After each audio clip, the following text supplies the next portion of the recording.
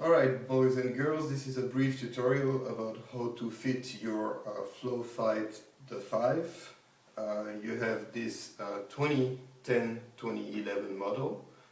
It's a large which fits size 8 to 12 and a half. Before we start, we need to gather a few tools. We will need a hammer, a Phillips screwdriver, a Phillips 3 in size. This is important not to hurt the screw. And we also need a pair of pliers. So let's start by inspecting the bindings and see what the movable parts are and what can actually be adjusted. So first you obviously have the tension cable here in red in the back. You can open the binding this way, you lock it in place like this, and with this little red wheel in the back you're able to adjust the tension in this red cable, and therefore you can change the angle of the high back to fit what you want as far as posture. The other part that we can easily adjust is the toe rail. You see this white part here can be easily moved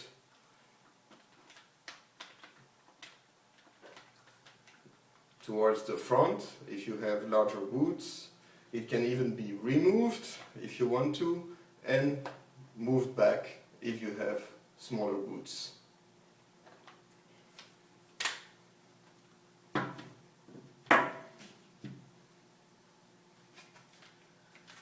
The things that we are going to adjust here are a little bit trickier.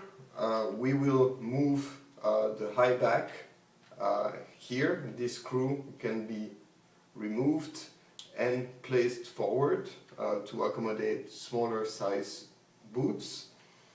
The other thing that we will adjust is this tension cable.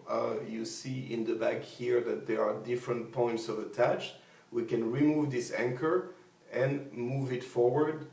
Same on the other side, in order to increase the tension after having moved the high back forward. Okay, so let's get started. I am going to fit this binding to an 8.5 size boot. So as I said, the medium fits 8 to 13, so I'm definitely in the lower range for this binding. So you will immediately see, if I remove the top strap,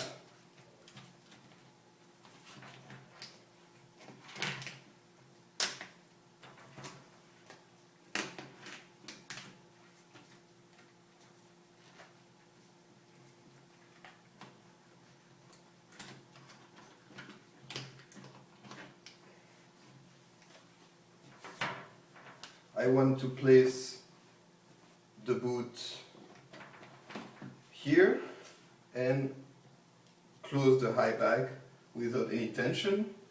Now, if you look at this, the ideal situation is to have the same amount on the toe sides and the heel sides coming out of the binding, and you can clearly see that here, because the boot is small, we have more heel overhang than toe overhang. So in order to accommodate this, we are going to move the high back forward.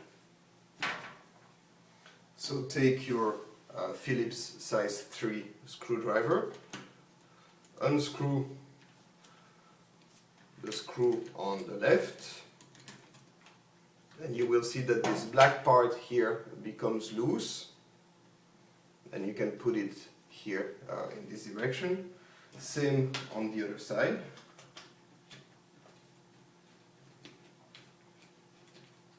I loosen that black part, and now we will move the binding and the high back forward. I lock it back in place with the plastic piece.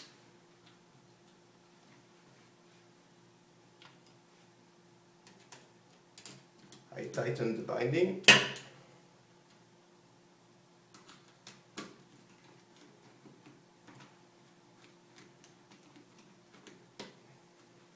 Same on the other side.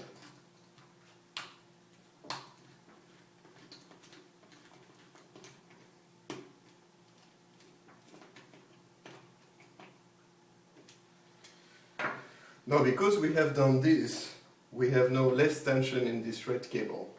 So we will go in the back of the fitting. I will use the pliers and I will move one of the anchor. So I will start by removing it with my pliers and I will move it one slot forward.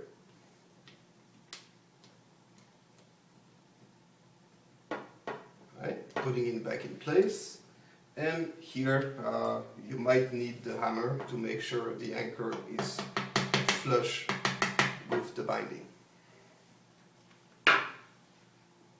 Right, you can also do that on the other side if you want to. I will do it only on one side because I know that is the tension I need in order to be able to adjust the high back later on for this specific size boot. Alright, the very last thing before we put the fitting on the snowboard is the front straps have three possible positions. They can be back, middle and forward. Because I moved the high back forward, I will put those front straps all the way in the forward position. It's important to do it now because once the binding are on the board, you won't be able to adjust it anymore.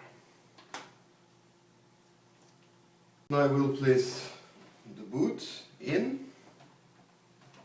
I will push the high back forward, and now I have the same amount of heel and toe overhang.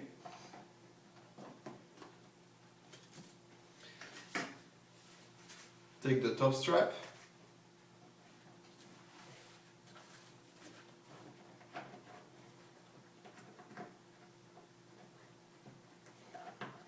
and put it on loosely.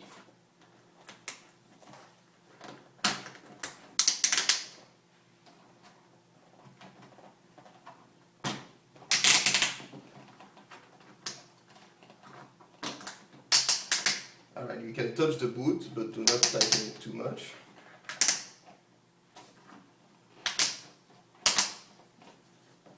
Okay, now we are ready to adjust both the front strap and the back high back.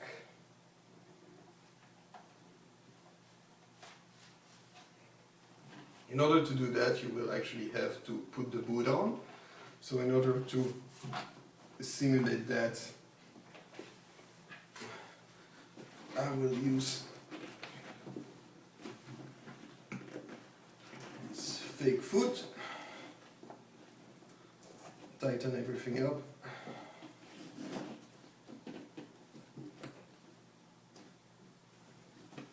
Put your foot back in, push it forward. Move the high back up without tightening it, and start by tightening the top strap.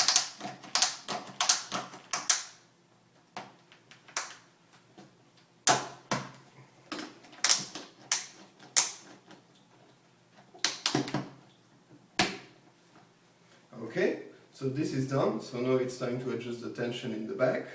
You will move the lever up in order to lock the boot in, and you are now able to adjust the tension of the red cable with that red wheel that I showed you in the beginning. So here I don't have enough tension, so I will move the lever down again.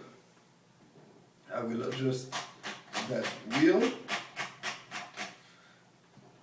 and I will lock it back in place